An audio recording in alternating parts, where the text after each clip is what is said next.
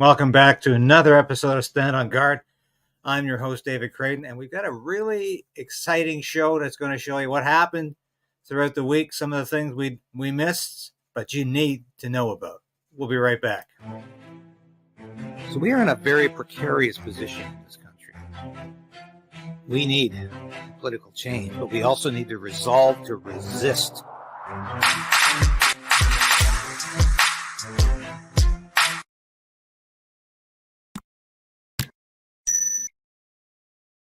As Sasha, my cat, demonstrates, please like this broadcast, ring the bell, subscribe if you haven't already done so, and you might need to resubscribe if you have already done so. Happens all the time. Hear it from a lot of YouTube hosts. So please have a look, support the station in whichever way you can. And I tell you, we're so proud. I want to show this to you. I almost forgot. We just released this new t-shirt here. And it is a tribute, yes, here we go, to the Freedom Convoy 2022. Yes. And that is Chris Barber's truck, Big Red, in the background there. So I'm not wearing it today. I was wearing it yesterday. I was doing an interview with Neil Oliver on his program talking about the unconstitutionality of the Emergencies Act. So I was wearing that. But have a look at our store. You can find it on YouTube. And you can go, and store will show up actually. So you can go right in there and have a look. I know a lot of you have already done so. And we've got some great t-shirts and hoodies that I think you're going to like. So thanks for the people who've already purchased some of the merchandise. There's more coming. But we've got to move slowly with some of this stuff. But thank you so much for being a part of this resolve to resist. And that's one of our slogans here, but that's what we're trying to do here. We're trying to resist an authoritarian regime called Justin Trudeau, the Trudeau Liberals. And I want to show you this clip here because it shows you how crazy things are in the Liberal caucus, specifically the cabinet. And Justin Trudeau is freaking out over some very sensible, commonsensical laws, policies in Alberta aimed at the transgender issue there. And it is unacceptable for children to be going through sex changes. I mean, children to have sex changes, especially without even informing their parents. So I think Danielle Smith has found a very logical high ground here. But let's listen to how Justin Trudeau reacts. Believe it or not, he thinks Tucker Carlson's behind all this. Will you invite Danielle Smith to meet while she's in Ottawa next week and directly raise your concerns about her gender policy proposals? Canadian parents love their kids, and we want the very best for them, and we want them to be kept safe.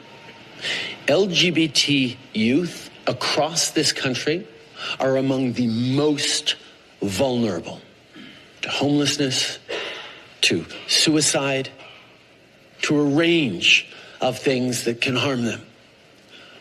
We need to be there to defend them. We need to be there to protect them. And I know Canadians across the country are doing just that. It is telling that the week after welcoming far-right American conservative Tucker Carlson to her province to sit with him on stage, Danielle Smith has now moved forward with the most anti-LGBT policies of anywhere in the country. Canadians need to know that the federal government and all Canadians will be there to protect youth. Okay, before we go any further, excuse me, but what does this left-wing loon, why is this left-wing loon saying that Tucker Carlson's far right? What makes him far right? Does he ever say that? Does he ever explain what he means? No, of course not. Because Tucker Carlson's not far right on anything. And it's absolutely ludicrous. And he talks about protecting youth. Well, how about protecting youth?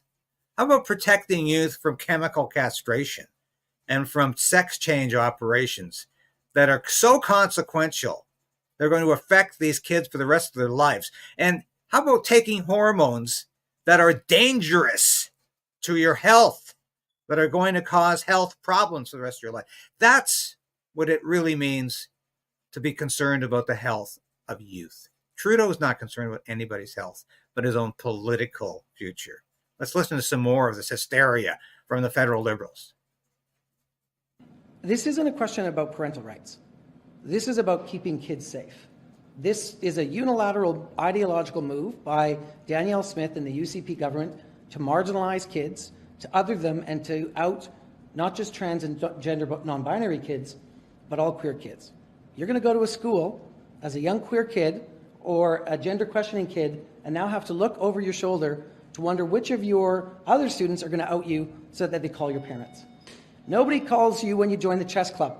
Nobody calls your parents when you join the basketball team.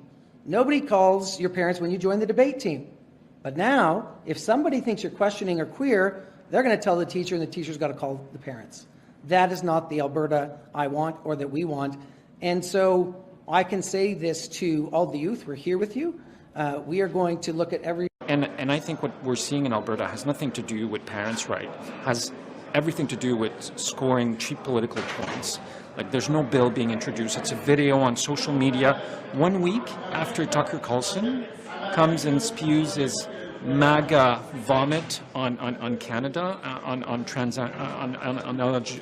LGBTQ and transgender kids. Like, we should rise above this in Canada. Topic of Alberta, has there been any exchange between your office and Danielle Smith's office regarding the comments that she made about crosshairs? There has not been any exchange, no. And Minister Guilbeault, I mean, you're the minister that, as your... I'm just going to pause that for a second because, of course, we'll explain in a minute what in hell Stephen Guilbeault was even talking about being in somebody's crosshairs. But where does Randy Boissonneau, cue ball, this employment minister, where does he get off saying that being chemically castrated or having your private parts removed is just like joining the chess club? What an idiot. Does he even think about what he's saying? No, these people don't think about what they're saying because they just recite talking points that are absolutely meaningless by this point. It means nothing. They don't think about what they're saying. So this is absolute nonsense. And like I say, we'll explain what King Guilbeault, the environment king, the climate change king, big crybaby is actually talking about. And here's Pablo Rodriguez, the cry in his beard too. like was saying, was targeted. I mean, how do you feel about your name being brought up? I mean, this goes beyond me and the fact that I was targeted last night at this event. This increases political violence against everyone who runs for office in this country, whether they're doing it at the municipal level, at the provincial level, or at the federal level. As my friend and colleague Randy said, like, we can have differences of opinion. We can bang our fist on the table when we meet. We can have strong disagreement. But to incite violence against people who disagree with you, that's not how things should be done in Canada. Can you clarify what is the violence? What is the violence? I think the minister also said this in French. What is the violence that they are bringing to Canada? What is the political violence that you're talking about? Just to be very clear.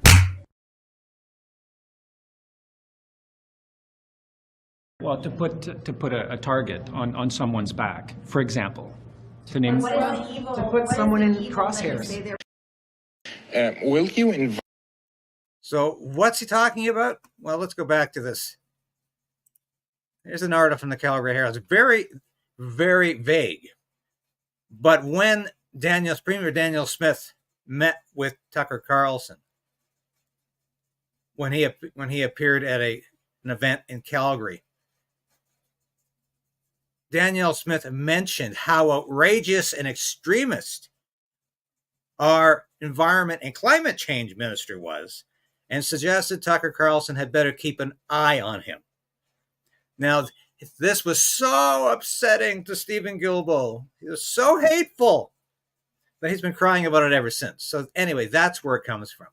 But what we really need to do is examine what is so controversial on the issue of gender reassignment treatments about for minors. Danielle Smith's policy. For minors age 17 and under, top and bottom gender reassignment surgeries will not be permitted.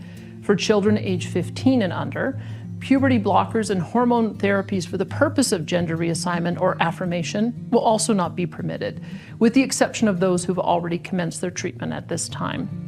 Minors age 16 and 17 will be permitted to commence hormone therapies for gender reassignment and affirmation purposes, so long as they are deemed mature enough to make these decisions and have parental, physician, and psychologist approval. When it comes to classroom instruction on subject matter involving gender identity, sexual orientation, or human sexuality, we will be requiring parental notification and an opt-in requirement for each instance a teacher intends to give formal instruction on these subjects. Furthermore, all third-party resource materials or presentations related to gender identity, sexual orientation, or human sexuality in our K-12 school system will need to be pre-approved by the Ministry of Education to ensure the materials are age-appropriate. For a minor, age 15 and under, the government will require parental notification and consent for a school to alter the name or pronouns of a child. For 16 and 17-year-olds who choose to alter their name or pronouns, parents do not need to give consent, but they must be notified. We know that nearly all parents, even those who may disagree with the decision of their children, will love and care for their children no matter what choices they make.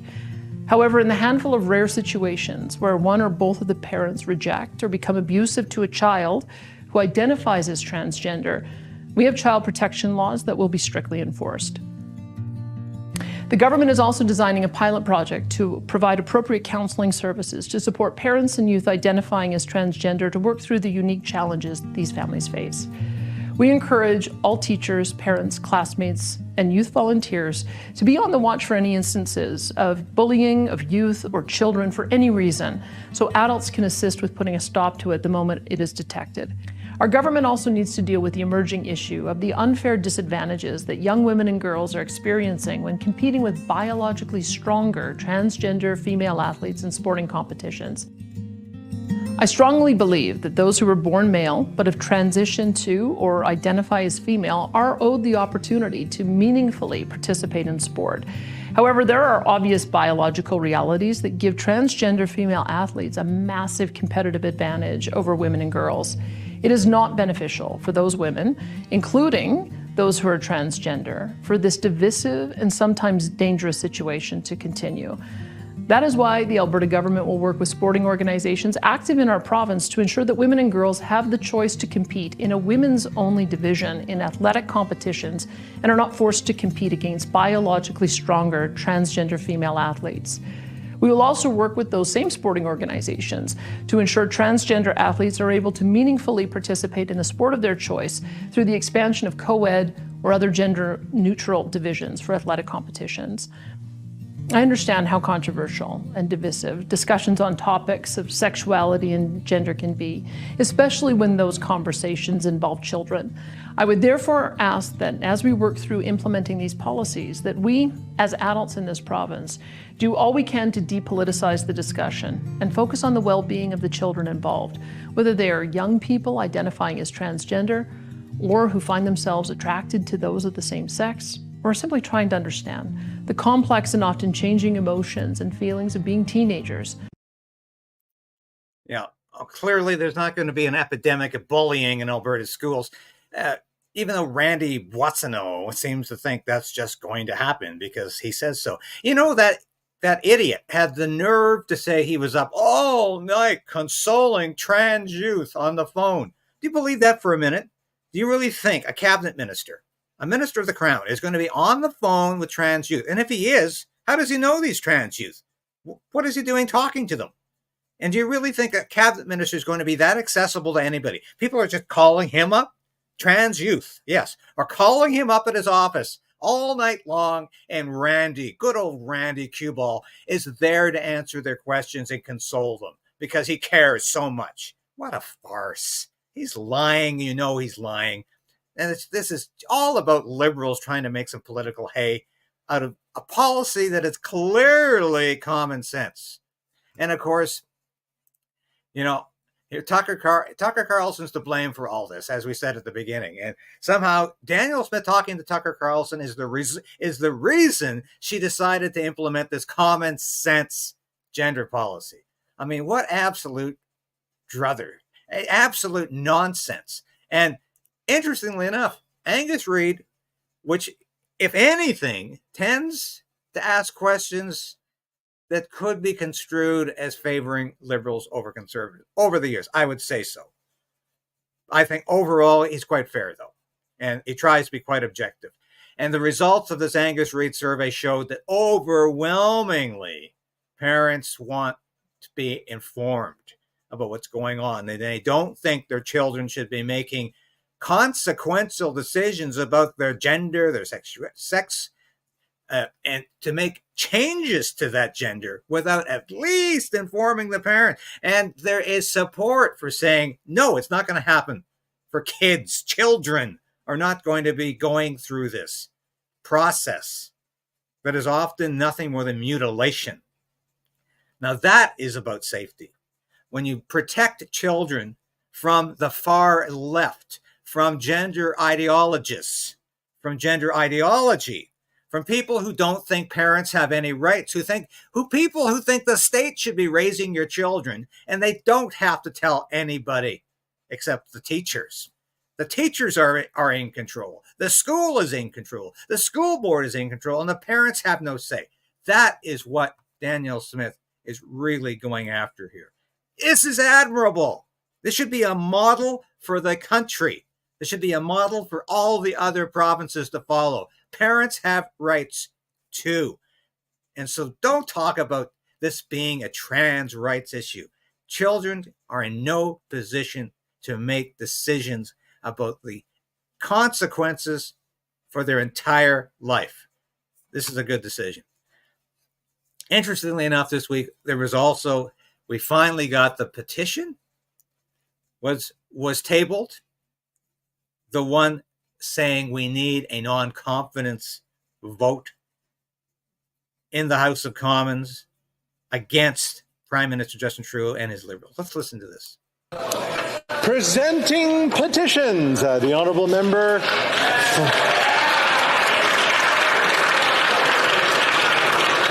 for Peterborough. Mr. Speaker, I rise today to present e-petition 4701, the highest signed e-petition in Canadian history with 387,487 signatures. The petitioners state that they have lost confidence in the Prime Minister. The petitioners ask the state and the current government is not acting in the best interest of all citizens, and the petitioners call upon the House of Commons to call for a vote of non-confidence in a federal election 45 days following the vote. Okay, good stuff, Michelle Ferrari. That's absolutely great what you've done. But of course, we don't get rid of prime ministers or parties with petitions in this country. That's not how our democracy works. But what it does illustrate is that there's incredible public support that Justin Trudeau needs to go. That he is no longer doing a credible or competent job as the Prime Minister of Canada, if he ever did. But certainly Canadians have lost confidence in him. Maybe the House of Commons hasn't, because he's got the NDP and now the Bloc propping up his corrupt government. But Canadians have clearly lost confidence in Justin Trudeau. I was asked yesterday when I was a guest on Neil Oliver's show if there's going to be any consequences for Trudeau invoking the Emergencies Act when a federal judge said that was unreasonable, unjustified, unconstitutional, and all of those things. And I said, I doubt it very much. Probably not. No, everybody's telling me no. He's not going to be charged in anything. And unlike some of the hyperbole you see on some broadcasts saying he's going to jail, that's all rubbish. He's not going to jail for this. But there could be, and there should be, political consequences for him. if he survives till the next election, there's no way on earth he should be coming back as Prime Minister. And that should be the political consequence. Listen to Trudeau last week in question period. Question period opened up again after 6 weeks hiatus. They shut down for Christmas. This kills me, actually. I say this every year because Congress in the United States is maybe away for Christmas and New Year's for about 2 weeks. And the House of Commons takes off for 6 weeks. So they're back last week. Trudeau's in the House. Yes, he has to be. Look, he has to let people know he's still alive, still out there making a mess of things. But he was so hyped up in question period last week that he inadvertently, I think, said that the Liberals were doing everything to cut taxes for the richest 1% of the population. Listen, richest 1% of the population. And just listen to this. It's classic. To clean up the mess, to cut taxes for the wealthiest 1%, lower them for the middle class, to support families, to start moving forward on gun control in real ways while the Conservatives cozy up to the American gun lobbies. We continue to step up and keep Canadians safe. Let them bring assault weapons back to our streets. We'll keep Canadians safe.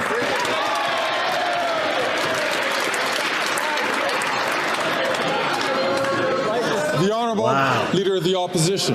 Wow, is he ever losing control of himself? Oh my goodness. Screaming and hollering like that. Mr. Speaker, it's his press release that says that in Toronto, auto thefts are up 300% since he took office.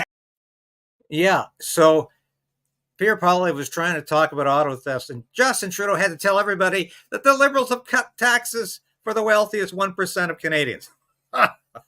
He was so hyped here, so incredibly souped up. Was he on something? I don't know. I can't say. But you might recall that when Trudeau's plane, government aircraft, was grounded in India after the last G20 conference, there were reports, or at least one significant report, that cocaine was found on the plane. Now, is there some connection here? I don't know. I can't say. I don't know Justin Trudeau personally, and certainly he's not somebody I'd want to know personally. So I don't know what his private habits are, but he certainly appeared to be a little over the top last week in question period. And he often does, and that's when he starts to stutter and he stammers, and he really does look like he's completely out of control. And of course he is. He is out of control as the Prime Minister of Canada. He's out of control as the leader of the Liberal Party. He's out of control as Justin Trudeau, the human being. So let's not acknowledge that. So what is he trying to do? What was his other broad initiative this week?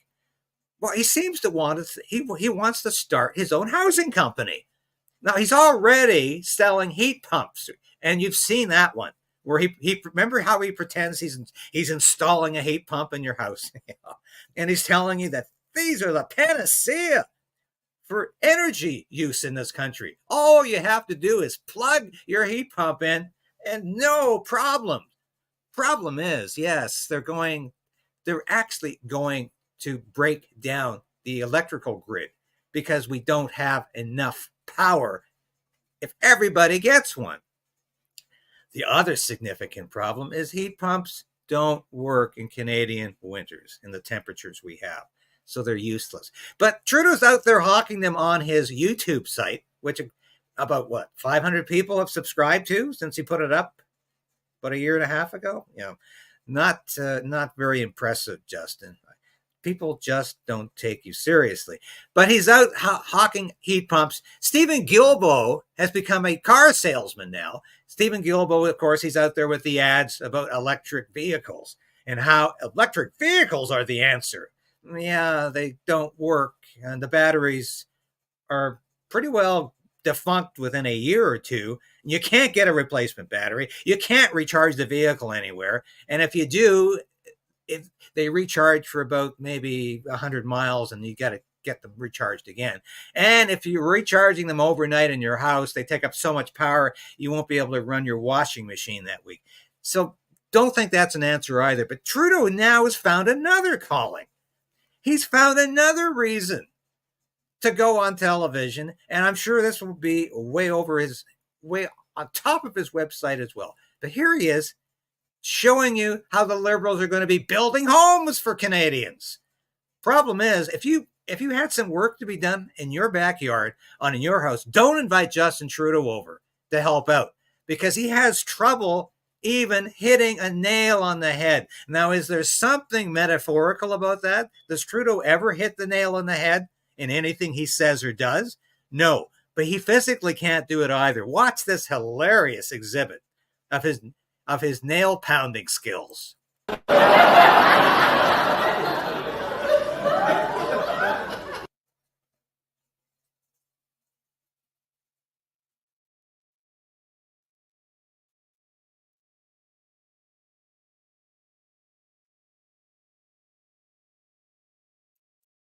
40 times. He had to hit that nail 40 times. Not very efficient, Justin. Not very efficient at all. But I don't know if he's ever done a real day of work in his life. It's arguable that he probably hasn't. I don't think he knows very much about any kind of manual labor, because, he really hasn't had to work that hard in his life. And I'm sure he's done nothing around the house. Maybe that's one of the reasons he's separated. I don't know, but Justin Trudeau is clearly unhinged. The Liberals are going crazy about these transgender policies in Alberta, which, as far as anybody with common sense can determine, are pretty sane, are pretty rational. They're not going to lead to some epidemic of bullying in the classroom. Not at all. This is not what they're geared toward. What they are really about is maintaining and recognizing a very basic right in Canada.